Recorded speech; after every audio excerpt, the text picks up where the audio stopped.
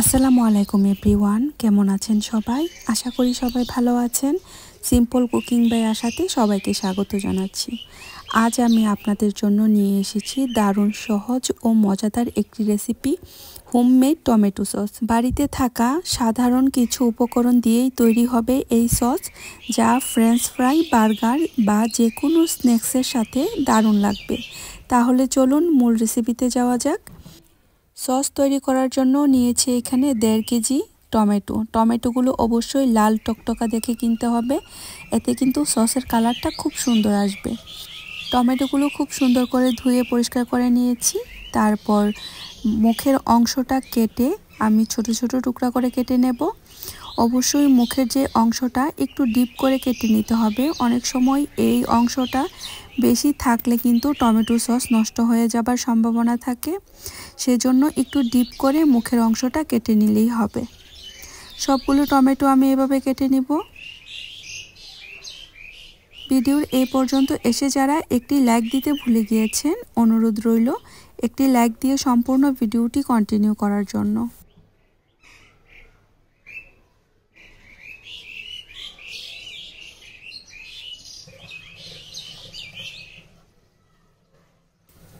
এবার টমেটোগুলো একটি পাতিলে নিয়ে নিচ্ছি। তারপর এখানে অ্যাড করে দেব স্বাদমতো লবণ, 4টি শুকনো মরিচ, 3টি এলাচ, 2 টুকরা দারচিনি। তারপর অ্যাড করে দেব এখানে 1 টেবিল চামচ রসুন বাটা, 1 টেবিল চামচ আদা বাটা। আপনারা চাইলে আস্ত ব্যবহার করে নিতে পারেন। ঢাকনা দিয়ে ঢেকে রান্না করব 10 মিনিট। 10 মিনিট পর ঢাকনা তুলে ভালো করে নেড়ে চেড়ে দিব। আমি কিন্তু টমেটোতে কোনো পানি অ্যাড করিনি, পানি কিন্তু সম্পূর্ণ এই টমেটো থেকে বের হয়েছে। টমেটোগুলো কিন্তু ওভারকুক করা যাবে না, ওভারকুক করলে কিন্তু টমেটো সসের কালার একদমই সুন্দর আসে না। যে কোনো রান্নাতে কিন্তু ওভারকুক করলে কিন্তু রান্নার টেস্ট বা কালার কোনোটাই ভালো আসে না। এবার টমেটোগুলো চুলা থেকে নামিয়ে নিচ্ছি। যখন রুম টেম্পারে আসবে তখন ব্লেন্ডার জারে তুলে নেব। এবার ব্লেন্ড করে নেব।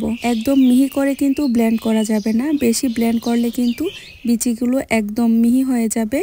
তারপর দেখা যাবে যে টমেটোর সস, সেটার কালার একদমই সুন্দর হবে না, একটা ফ্যাকাশে ফ্যাকাশে কালার চলে আসবে। সসের কালার একদম লাল টকটক করতে চাইলে এই টিপসগুলো কিন্তু অবশ্যই আপনারা ফলো করে এই সসটা তৈরি করবেন। এখন কিন্তু টমেটো বাজারে একদম কম দামে পাওয়া যাচ্ছে।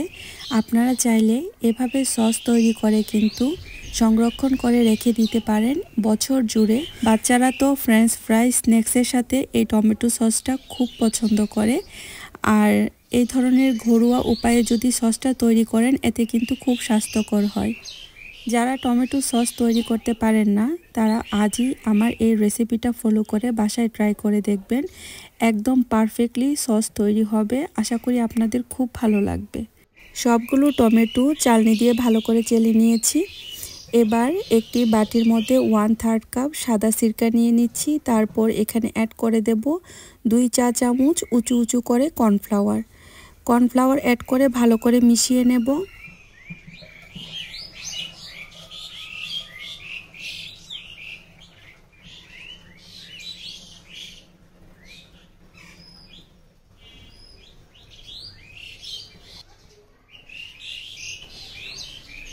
এবার সস তৈরি করে নেবার পালা। এবার টমেটো পিউরির মধ্যে অ্যাড করে দেব উঁচু উঁচু করে 2 চা চামচ লাল মরিচের গুঁড়া। অ্যাড করে দেব 1/2 কাপ চিনি। চিনির পরিমাণটা আপনারা আপনাদের টেস্ট অনুযায়ী বাড়িয়ে কমিয়ে অ্যাড করে নিতে পারেন। তারপর সবগুলো উপকরণ ভালো করে মিশিয়ে নেব।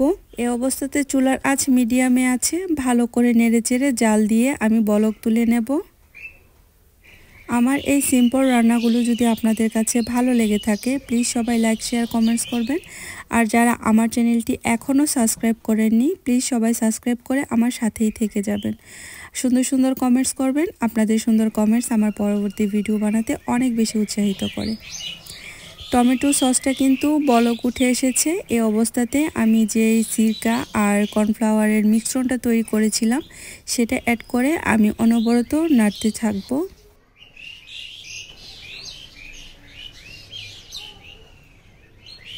সিরকা কর্নফ্লাওয়ারের মিশ্রণটা অ্যাড করার পর ভালো করে নেড়েচেড়ে 5 মিনিট পর্যন্ত রান্না করে নেব।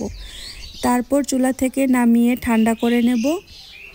এখন কিন্তু গরম অবস্থাতেই আছে, সেজন্য কিন্তু অনেকটা পাতলা। যখন ঠান্ডা হবে তখন কিন্তু অনেকটা ঘন হয়ে যাবে। কতটা সহজ উপায়ে আর অল্প উপকরণে তৈরি হয়ে গেল মজাদার রেস্টুরেন্টের মতো টমেটো সস। আজকে এই পর্যন্ত। পরবর্তী নতুন আরেকটি রেসিপির সাথে দেখা হবে ইনশাআল্লাহ। সবাই অনেক বেশি ভালো থাকবেন। আল্লাহ হাফেজ।